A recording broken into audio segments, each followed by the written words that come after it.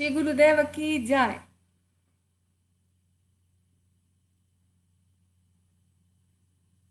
I don't know how is this. Hare Krishna, Radhe Radhe. Jai Jai Shri Radhe. Srila Gurudev ki jai. Srila Gurudev ki jai. Srila Gurudev ki jai. Okay, so we continue a little bit to try to glorify Srila Gurudev, which is this is very difficult because Gurudev is a completely transcendental personality. So it's practically impossible to try to glorify him. Because I'm a very materialistic person. I'm absorbed in materialistic life. So Gurudev is a transcendental personality. How can we actually reach him? That's very difficult. So today I want to continue a little bit sharing the beautiful experiences with Srila Gurudev in Vrindavan. When I came to him in 1996 and staying there, living and traveling a little bit with him, even I felt that his mood was so much sweeter always in Vrindavan. When he traveled in West, there were so many different people that would come to the festivals. So he had to a little bit change his type of preaching. But in Braj, he loved there. He could speak Krishna's pastimes very nicely, and his mood was so deep and so beautiful. He just loved Braja, and because he's an eternal associate of Braja, Vrindavan. He's an eternal associate, and for this reason, he always wants all of us to try to develop this love and this affection to Vrindavan Dham. Vrindavan Dham, the Dham, the beautiful land of Srimati Radhika and Krishna. How he would take us to all the places every year for 5 days. The first 5 days of Parikrama, he would always speak this Rasa Lila Katha. He would take us to Sevakunj, to Bamshivat. He would take us to Shingarvat. He would take us to all the places where the pastimes of Radha and Krishna have Ras. This was the beginning of Kartik. And to Radha Govinda, Radha Gopinath, Radha Ramana Mohan, to all these deities, Radha Damodar, Radha Gokulananda, to Radha Raman Bihari, Radhaman, all the deities of Braj. He would take us there and give us Harikatha in those beautiful places. How nice were those days. How beautiful were those days with Srila Gurudev. How he would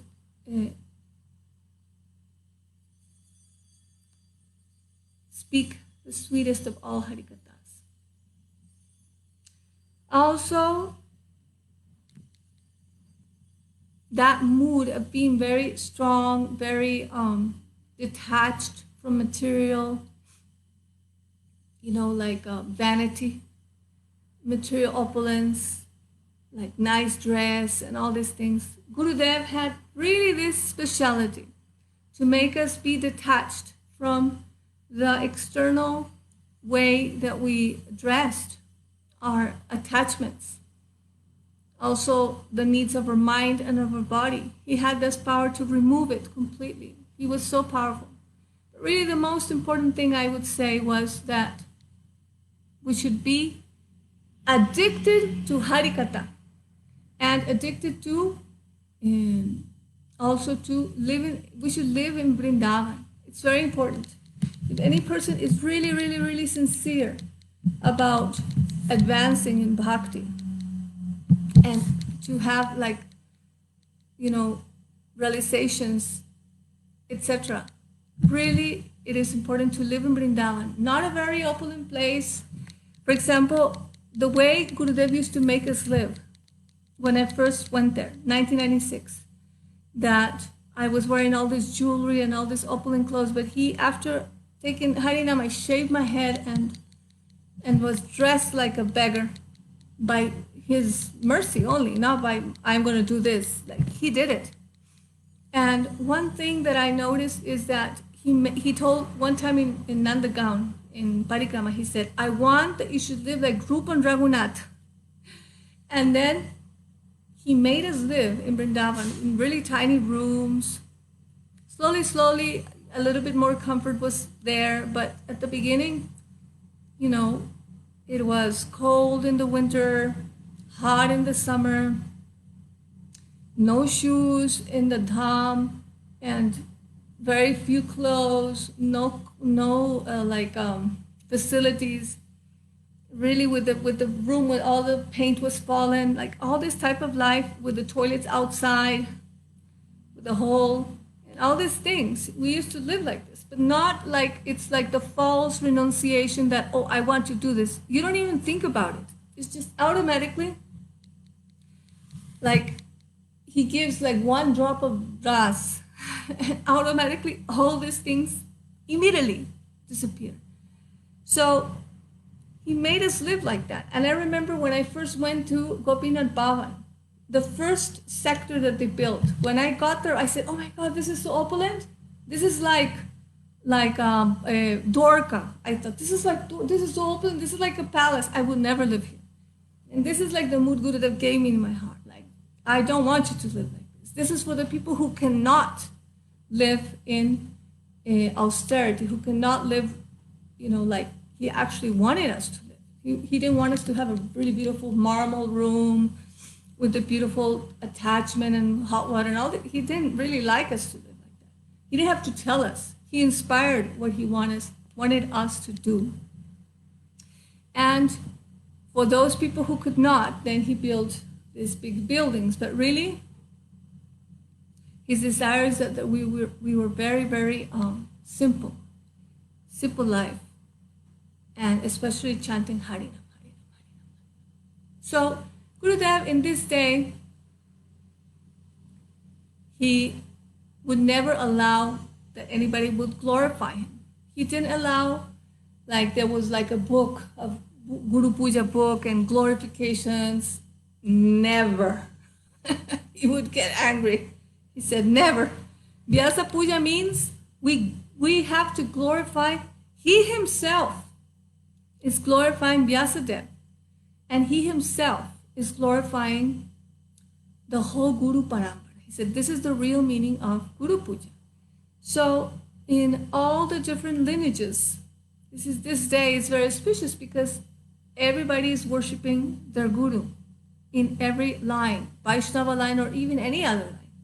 This is very, very powerful full moon night, very powerful. And Srila Gurudev, he would speak. Now I will speak a little bit about the Harikatha that he would give us on this day. He spoke that Vyasadeva, this is why it's called Vyasa Puja, because we glorify and we worship Vyasadeva. Vyasadeva and the 7 Panchakas, the 7 groups of gurus, for example, or the personalities. He would teach us that on this day, Vyasadeva, he did not, he compiled all the Vedas. He divided it into 4, Rig Veda, Samaveda, Tharvaveda, Yajurveda. With the mantras that were left over, he compiled the Mahabharata, the historical part. Even Bhagavad Gita is included there, but he was not very happy in his heart.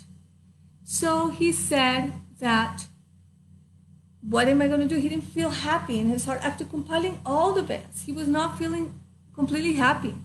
So his Gurudev, Narad Muni, he came and he said, he gave pranams. He said, how are you? He said, I'm well, but there's something in my heart which is missing. I'm not feeling well. I'm feeling unease. So he said, well, have you written about Krishna? That Krishna is the origin of all incarnations, that he's the fountain of all incarnations. Have you written this? No, Gurudev. So have you written that Krishna is the source of everything. He has no up, no down, no side. He is unlimited. But he let himself be tied up around his waist by Jashodama. Have you written this? No, Gurudev, I didn't know this. Have you written that Krishna, which is the Ishvara Parama Krishna Sachitananda Viraha Adi Anadiradi Govinda Sarvakarana Karanam, he's the origin of all, the cause of all causes, and he's the supreme Lord of all lords. But he is now, with his own claws, he's wiping the sweat drops from the faces of the Braja gopis. Have you written this? No, Gurudev, I did not know. So then he said, so then what have you told? Gurudev said, bogus. You have just confused everything. Everyone. Everybody is now confused because you have written about what is dharma, the codes of society, which many people today make more emphasis than on prema. People want so much to criticize who is following dharma, who is not following dharma, but that is not our goal. Our goal is to follow prema. Premananda. This is our goal. Who has Premananda? This is where we should try to go, not the dharma. Even gopis rejected dharma. So Veda Vyasa has written about dharma, about artha, economical development, about kama, about material desires, how to follow all these things in the proper way. This is the 4 desires of humanity. And moksha, liberation, the 5th goal, the 4th goal of humanity. The first is kama, material desire. 2nd, artha, economical development. 3rd is dharma, religiosity, not nitya, another eternal function of the soul, but the temporary, occasional practices in this world which have nothing to do with the soul. And dharma, and then moksha, liberation. But people are not going to be happy with this 4 types of goals of life. Everywhere in the world, wherever you go, you'll find this goal of life. But people are not going to be happy. So for this reason, what happened is that he was not feeling happy in his heart. Vyasadeva was not feeling happy in his heart after compiling this 4 Veda. But Bhaktivinoda Thakur has told that really accumulating thoughts from others, from other rishis and munis, accumulating that and compiling it, doesn't necessarily mean that that is the truth. Even Gurudev, which everybody thinks that the Vedas is infallible and it has no fault, Gurudev says there's so many faults because they cannot understand that the real Prema Pumartomaham, this 5th and supreme goal of life, which is beyond this, is actually Prema. So when Vyasadeva compiled all the Vedas, he was not happy in his heart.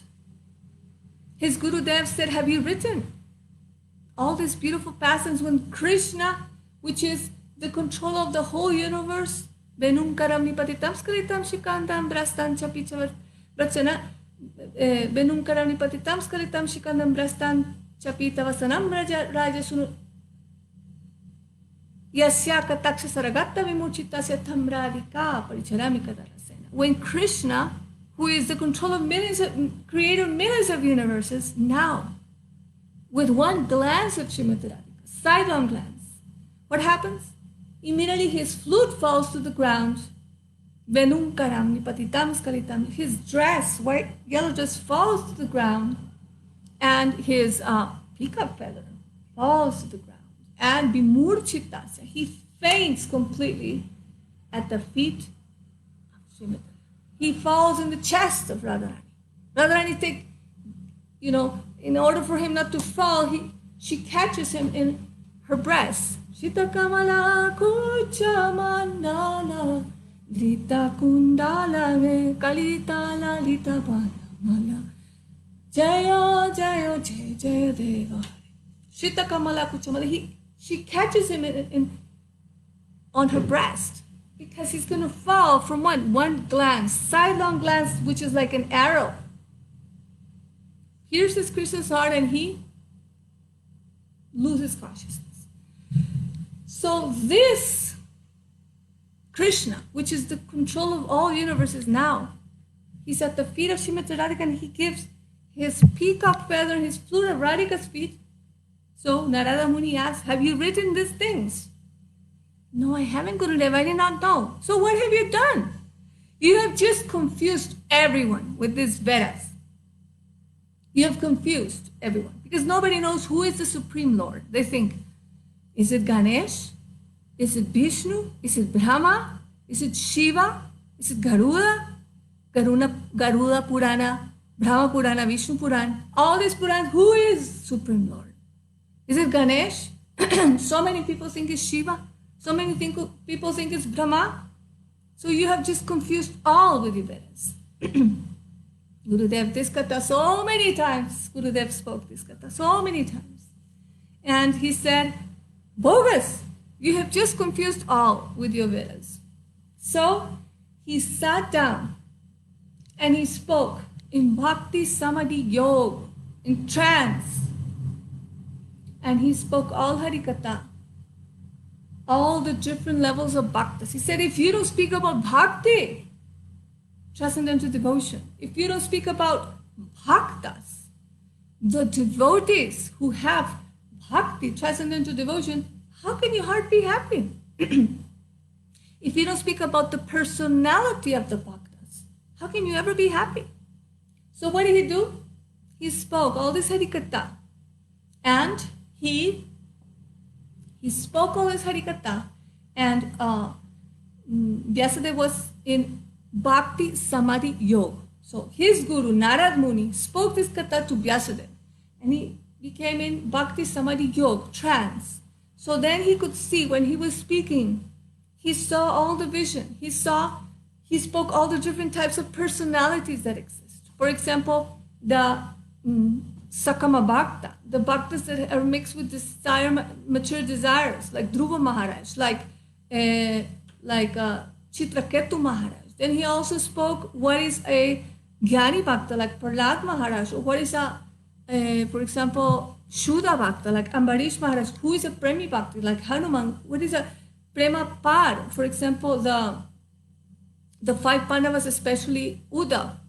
No, five Pandavas, and the topmost of all, Prematur, which is Uddhav. He spoke all the different types of bhaktas. He gave all this Harikatha.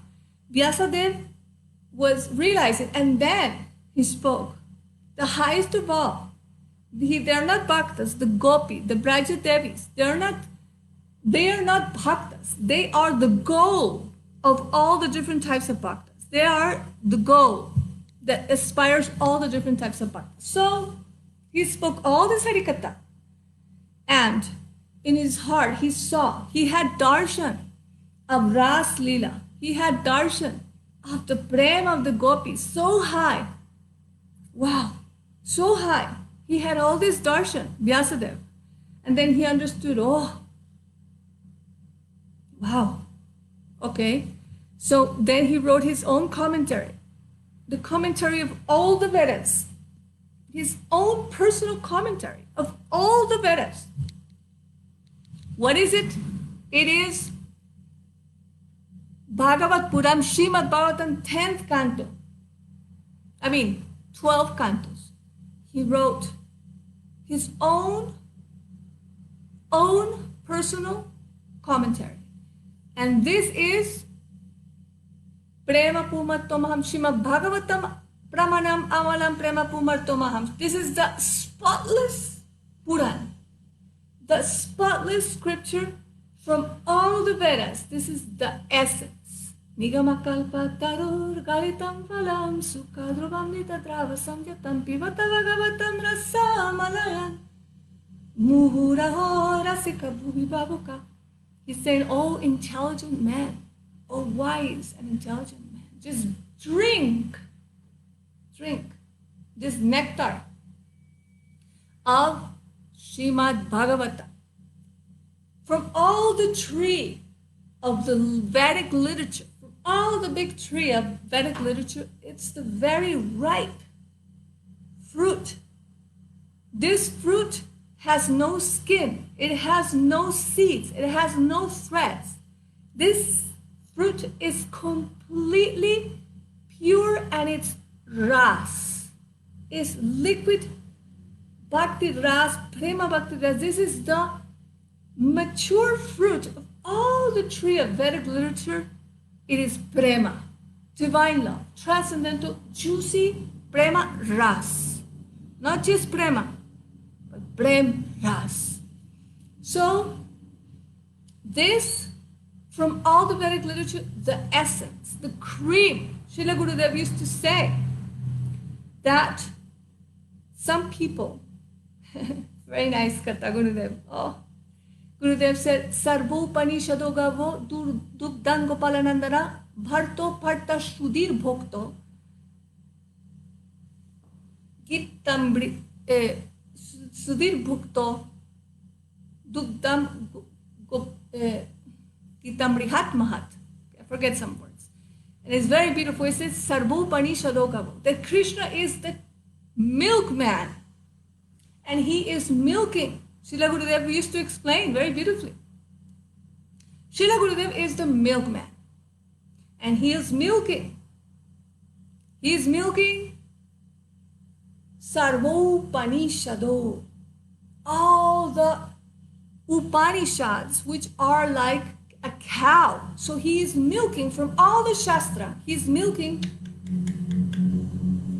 And he is giving this milk to the calf, who is Arjuna.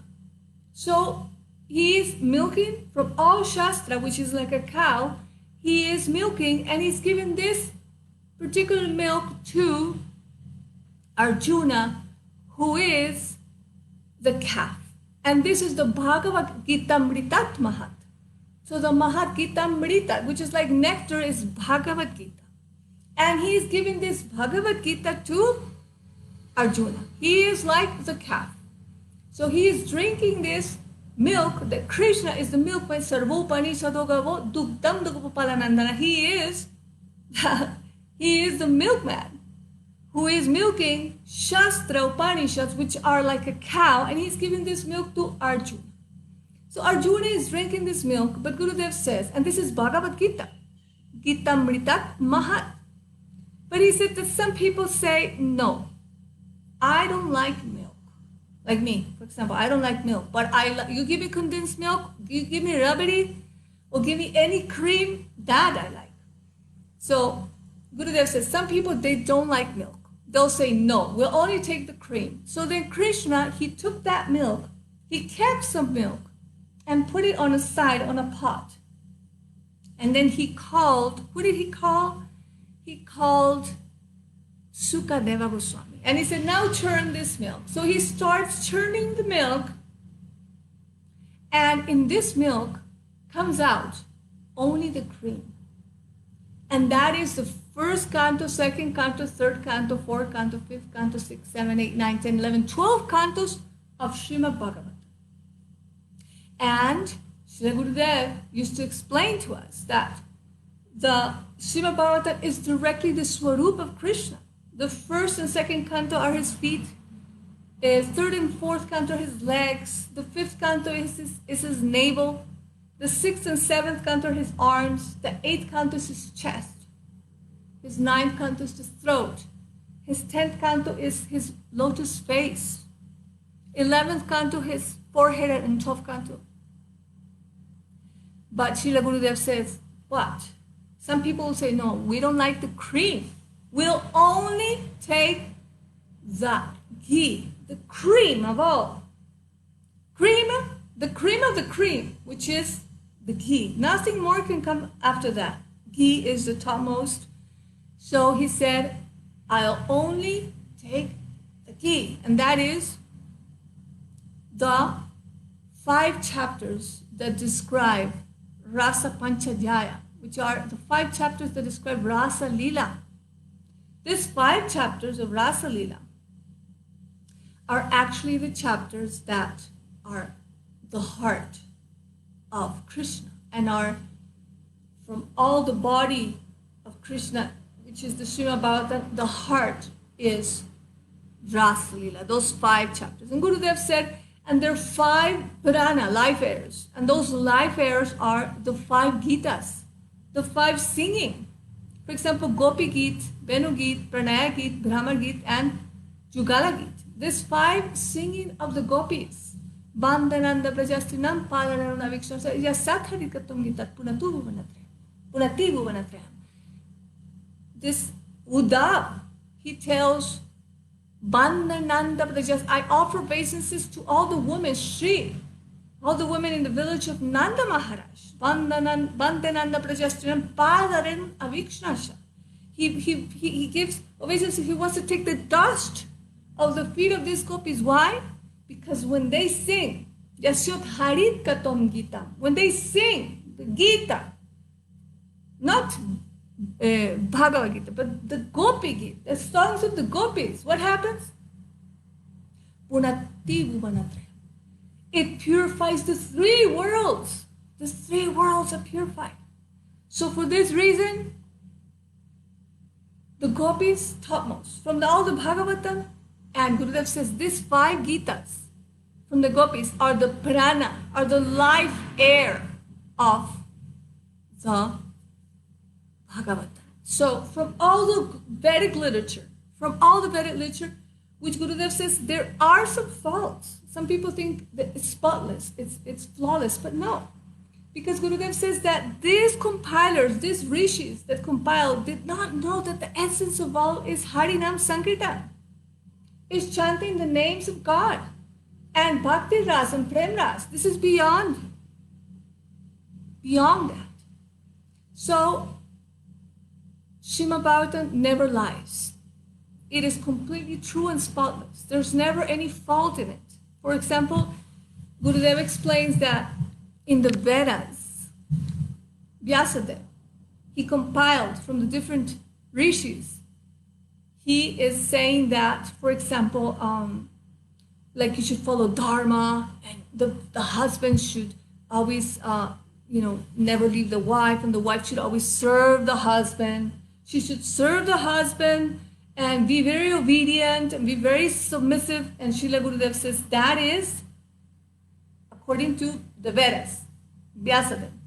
But Srila Gurudev said, but Srimad Bhagavatam does not lie. Because it says, when, for example, because they will tell you, for example, if you give in charity, for example, an umbrella, or to the Brahmins, or you give this and that in charity, then you'll be elevated to the heavenly planets. But that is not our goal. We don't want to go to the heavenly planets, and we don't want salvation, mukti, or liberation. We don't want moksha. We only want bhakti. So for this reason, we want prema bhakti. So the 5th and supreme goal of life is prema.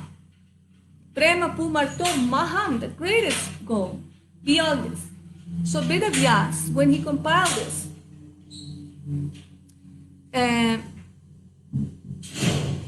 he was saying that that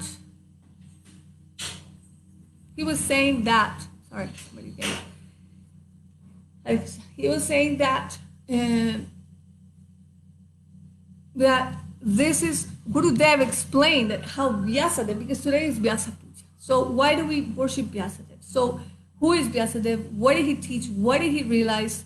He realized that the Vedas he had written and was confusing the whole humanity, because nobody understood that the highest Prema Pumartomaham, the 5th and highest goal of life was actually, it's Prema. It's beyond moksha, beyond dharma. Even the gopis reject all types of dharma. They reject, for example, aham asamahocharan aham syam brindavana kim api gulma sadhanam. I'm forgetting this verse. Ya dustayam swajana aryapatam hitva. They give up aryapatam, they give up their dharma, and they give up their relatives only to go and meet with Krishna. So therefore, so then what happened?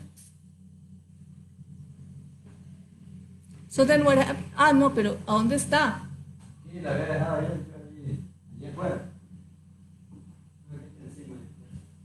So then what happens is that he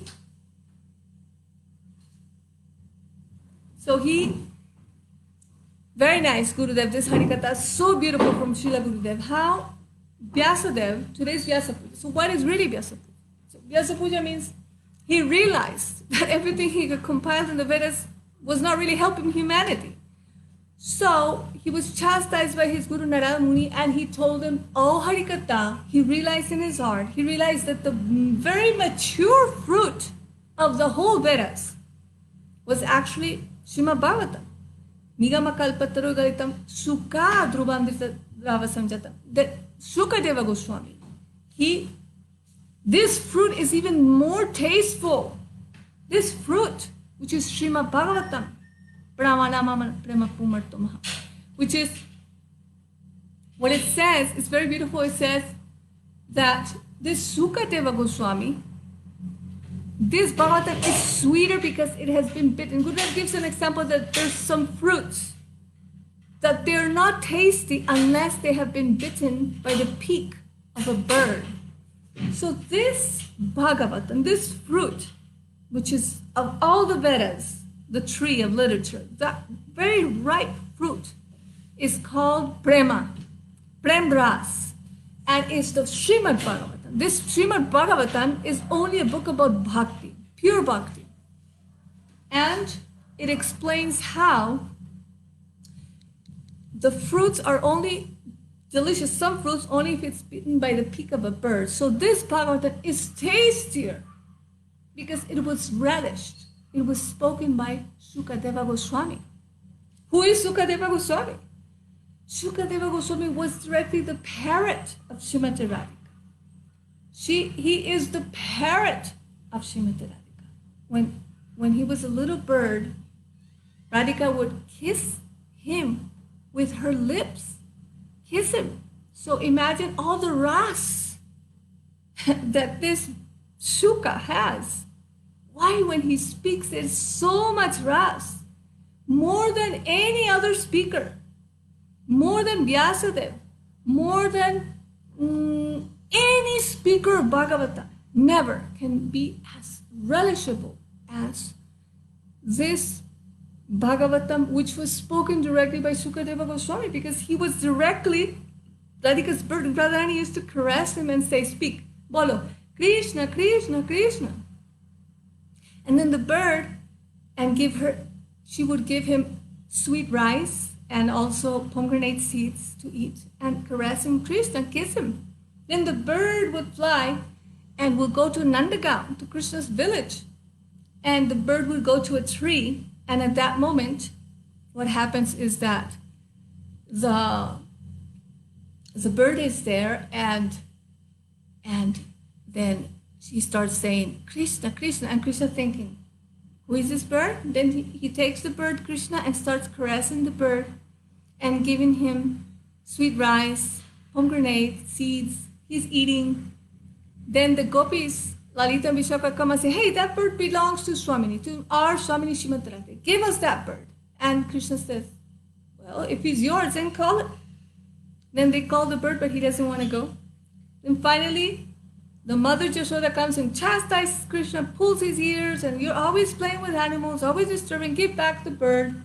So they take the bird and they take it back to where? They take back the bird to his Swamini, which is Srimati Radhika.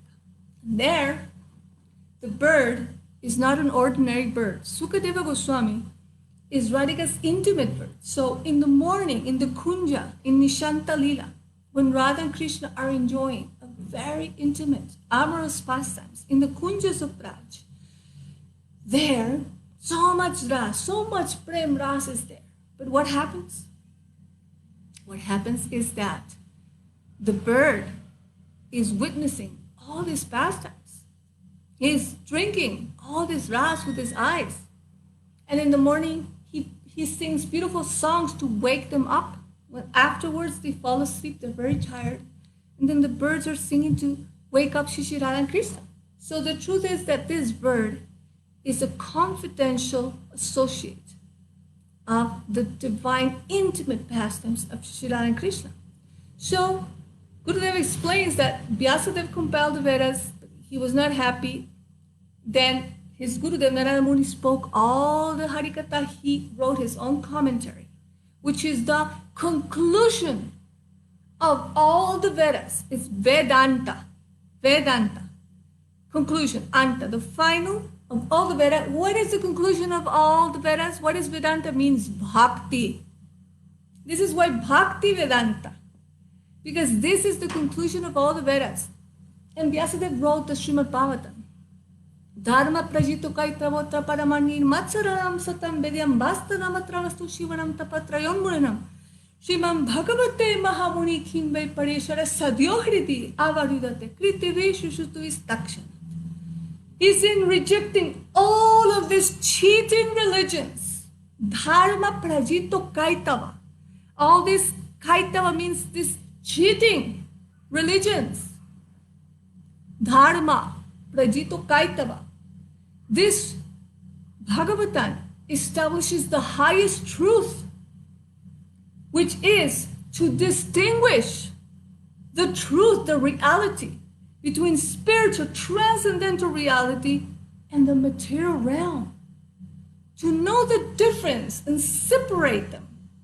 This is what is established in Srimad Bhagavatam, Bhagavat Puran. Dharma prajito kaitavarni patram. Satam means Nirmatsaranam satam means it is only understood by those people which are completely pure in heart, means there's no envy. When there's this sense of enviness for anything or anyone, this means that person has no real understanding, cannot understand the Srimad Bhagavatam. Because the Bhagavatam, Srimad Bhagavatam, is only understood by those people whose heart is pure, completely devoid of the fault of having enviousness towards others, finding fault and feeling enviousness towards others.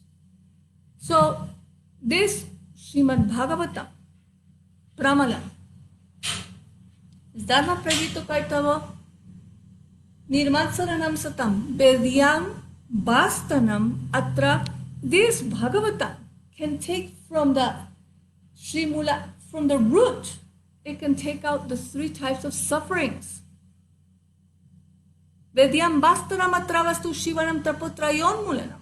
From the root, it takes all types of suffering and especially all inauspiciousness. From the root, three types of suffering. This is the result. So then it says, Srimam Bhagavate Mahamuni, the great Mahamuni, the greatest sage of all, Vyasadeva, in his old age, Srimam Bhagavate Mahamuni Kim Vaipa, in his old age he compiled the Bhagavatam, which is the flawless scripture from all the Vedas. This is the only really which is completely pure. And it says, this scripture, it says, what is Kimbe Parishwara? What is the need of any other scripture? What is the need? If anybody, very attentively and with so much honor, only sits down to listen, that's all. Kimbe Parishwara, Sadyohiridi, at once, Krishna enters the heart and establishes himself in the heart of that person. God establishes in the heart. He says, what is the need of any other scripture? If only sitting and developing the culture of Shravan, of listening, a person attentively, with honor, listens to this Srimad Bhagavatam, Krishna Sadyokriti Avarudate, Kritivishusutu Takshanat, at once. Krishna enters the heart and establishes there. This is Bhagavatam. Second verse, very beautiful. What is the need of any other scripture? By just sitting and listening, Krishna, even if the heart is very dirty, full of anarthas, material desires, impurities, Krishna himself enters, he himself cleans that heart. He himself cleans that heart and comes and sits in the heart of that person.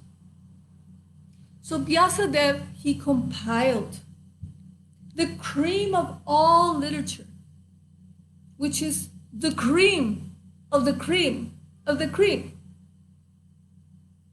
Isn't it? Gurudev said, Bhagavad Gita is like a foundation.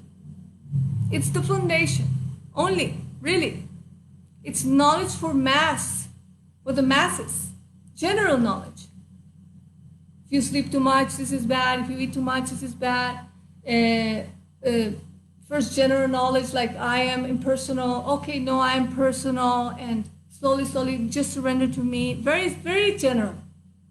But in top of that foundation, Gurudev explains you can build a palace. And this palace has 12 stories. This is Bhagavatam. Bhagavad Puran, Srimad Bhagavatam.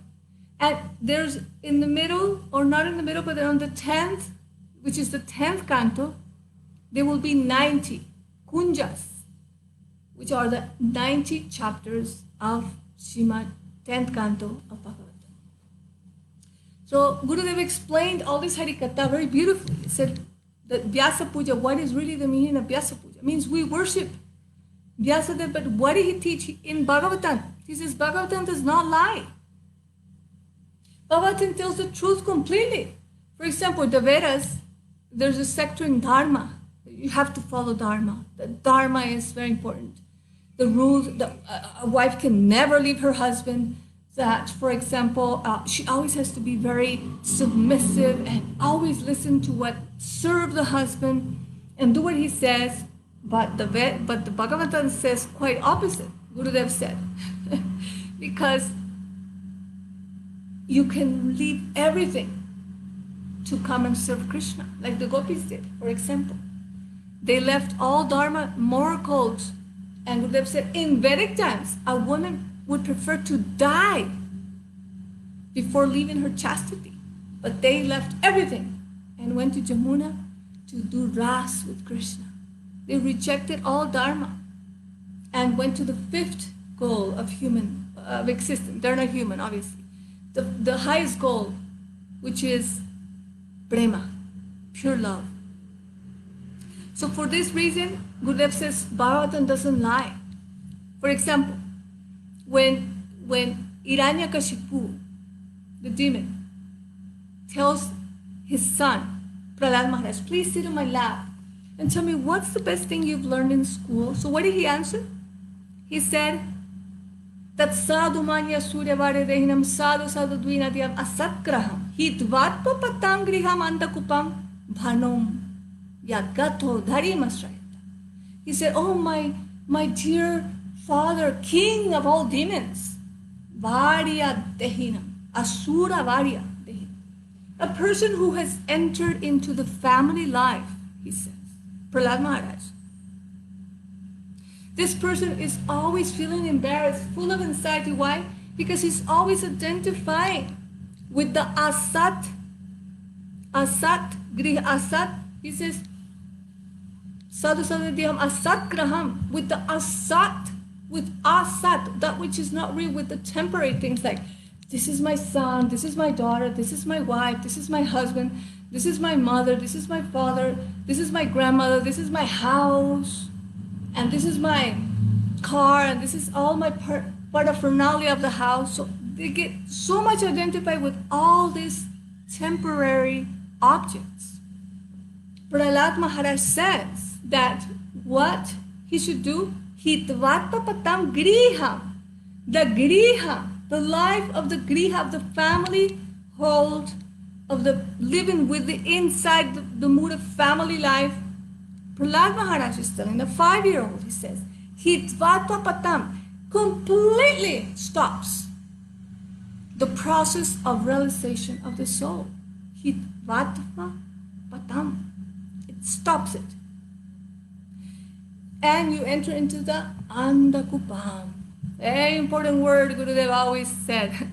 Andakupam, the well, where there's no water, but there's always suffering. So this water, this well, you get in, you think, oh, I'm going to drink very sweet water, but there's no water, there's only suffering. So what did Prahlad Maharaj say? He said, Bhanom Gatho, the best thing I have learned, my dear father, or best of demons, is that one should leave it once the well of family life, which completely stops the development of the soul, and one should go to Banam, to the forest of Vrindavan. To Banam, which is the best of all the Banams of all the forests, Banam? It's Vrindavan. We should go to Vrindavan. We should go to the forest of Braja. And Ashray, Dharim Ashray. Dharim, we should take shelter, Ashray, of who? Of Hari, of Krishna. So this is the teachings of Prahlad Maharaj. Gurudev says, the Bhagavatam doesn't lie. It tells the truth. In the Vedas, it will say, woman has to be obedient, woman has to never leave the husband, she has to never, always serve husband very submissively, but Bhagavatam doesn't lie. It says you should leave family life and you should go to Braj and do bhajan. So these are the teachings of Srila Gurudev, how Bhagavatam is the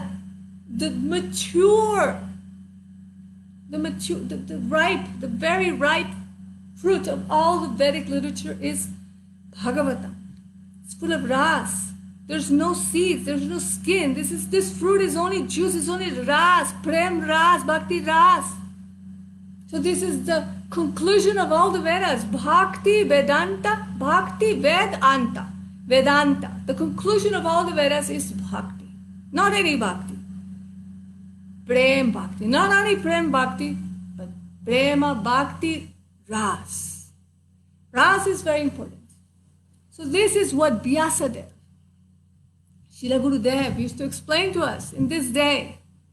He said, if you try, one time he spoke this Harikatha very beautifully in Devananda Gauriyamat in Gaura Purnima. He said, if you read all the Vedas and you try to think what is the goal, what is to be done, you will just be confused. Why? Because there's so many divisions and subdivisions and so many gods being in every Upanishad, in every, for example, Purana, for example, Garuda Purana, Brahma Purana, Vishnu Purana, and they say he is the Supreme Lord. In every single Purana, they say that he is the Supreme Lord. So then everybody would just be confused, Gurudev said. So you should try to go to the seed of all the Vedas. The seed of all the Vedas is Om, Omkar. This is Veda. The seed of all the Vedas is Om, Omkar. So when this seed opens, it becomes Brahma Gayatri.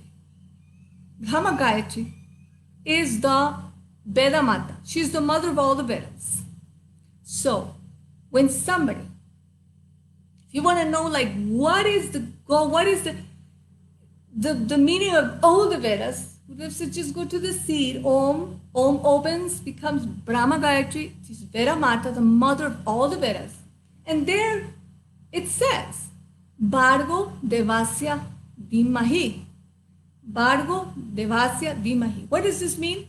I meditate, Dhimahi, in the Bhargo, the potency of Deva. Deva is Krishna. So I meditate in the potency of Krishna. Who is the potency of Krishna? This is Srimati Radhika. So this is the essence of all the Vedas, is that one should meditate in Srimati Radhika. And Srila Gurudev explained that one day in his Vyasa Puja day, he said, for a very long time, my heart has been wanting me to say this, and today I will reveal it. So he spoke and he said that Gayatri, she is an eternal associate of Srimati Radhika. She is Radhika's servant. But she was brought to this world by Krishna. And she didn't want to be here in this world, Gayatri. But Krishna married her to Brahma. She didn't want to, but he married her. Why? Because in that way, she will develop this parakya bhav, this mood of, he doesn't belong, he's Brahmas, but he doesn't belong to him, he belongs to someone else, which is Krishna. So Gurudev said that Gayatri came, she got married, and she always was desiring, I want to go back to Golok Vrindavan, I want to go back and serve Shri Radha Krishna, especially Radharani. So she did bhajan. For thousands of years, she did bhajan so that she could go to Golok Vrindavan. So the Brahma Gayatri transformed into Kama Gayatri. And the seed Om transformed into Kling. So anybody who chants the Kama Gayatri, Gurudev said, there's no need for Brahma Gayatri. Many ladies complain, why ladies don't get Brahma Gayatri? He said, no need. Kama Gayatri is the completely mature form, the right form of Brahma Gayatri. Herself, she did bhajan for thousands of years to open the path for us, that whoever chants Kama Gayatri, sooner or later, in their hearts, if it's received by a Rasik Bhabuka, Vaishnava who relishes Ras, who relishes Bhav, one receives this mantra from this type of Vaishnavas, then what will happen? The Swarup of a beautiful gopi will manifest in the heart. And Gurudev said, what is the result of chanting Kama Gayatri? That one will take birth in one of the universes where Krishna is manifesting his pastimes. She will take birth there and will take birth with her Siddha Deha, with a transcendental spiritual form Swarup, with her Ekadasa Bhavs, with her only 11 characteristics of her eternal spiritual body, like her Sambandha Gyan, her eternal relationship, what is her relationship with God as a servant, as a gopi, her eternal dress, the color of her dress, her name, her age, and her, for example, group, her residence, her eternal service, her specific instruction, the highest summit of spiritual emotion, and the firm determination that she's Radhika Palya Dasi. So all these things will manifest in her Swarup, in Krishna's pastimes, wherever Krishna is manifesting his pastimes, because Krishna eternally is manifesting his pastimes. When he leaves one universe, immediately he enters into another universe, and then immediately into another, and eternally he manifests pastimes in one universe, material universe. So one will take birth in one of those universes where Krishna is doing his pastimes with his eternal transcendental spiritual body as a gopi. In the womb of the gopi, one will take birth. So Gurudev says this is the result of chanting Kama Gayatri. So Srila Gurudev said that Vyasa, if you want to know all the Vedas, just go to the seed is Om, it opens Brahma Gayatri, Gayatri will become Kama Gayatri, and the goal is you should meditate in Srimati Radha. Krishna Bhargo Devasya Dimahi, the potency of Krishna, which is Radharani. This is the goal, this is the essence of all the Vedas that what one should do. One should meditate in Srimati Radha and Krishna Shakti. And Srila Gurudev has also Vyasadeva, very beautifully, when he wrote his Srimad Bhagavatam, he wrote, and he, in his heart, he felt that by the mercy of Narada Muni, he could understand the superiority of the gopis, the Braja gopis, especially Srimati Radhika. And so he did the Mangala Charan, the auspicious invocation of all the Vedas And of all the Bhagavatam, like everything is within that one verse. Everything is there in C, all. Janma diya sayato itaratasarta swavikasara tene brahma hridaya adikamaya muhanti yasuraya tejo varnimidam jatavini jatra trisargamisha dhamma swena sada nirasta kuhakam satyam param dhimai. I meditate in the supreme truth, said Vyasa Dev. Vyasa Dev wrote, I meditate in the supreme truth. Who is that supreme truth? It is, the general meaning says it is Krishna, the supreme absolute truth. But Gurudev meditated on this verse for 30 years. For 30 years, he meditated on this verse and he realized so many different meanings. So he revealed some meanings. For example, Satyam Param Vimati. I meditate on the supreme truth. One meaning is Krishna, but another meaning is the conjugal couple, Radha and Krishna. Also, another meaning is Shri Chaitanya Mahaprabhu, which is Shri Radha and Krishna. So it says Janmadhyasya, but then he says Janmadhyasya to itaratastatya vyasara tene brahma hridaya.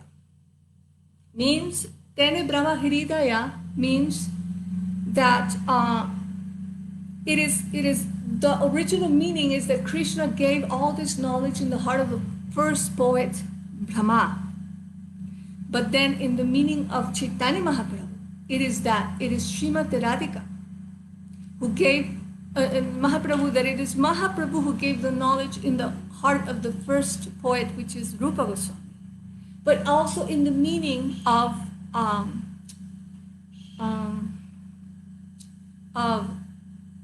Radhika. This is the most beautiful one of all. Satya, actually Vyasadeva, Gurudev explains. Very important, Harikatha. And one time I was asked to speak in an assembly in Alatra, and Gurudev was there.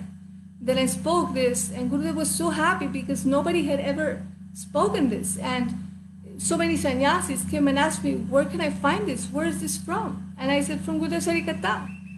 I was there in Keshavadi Gaudiya Math, in Guru Purnima. He invited all, I don't know if it was Guru Purnima, maybe not, but they invited all these great Mahabhagavats from different lineages, from different sampradayas. They were all Mahabhagavats, and they were speaking, some with very beautiful Sanskrit, with metric, singing. It was so amazing. The subject was, what is the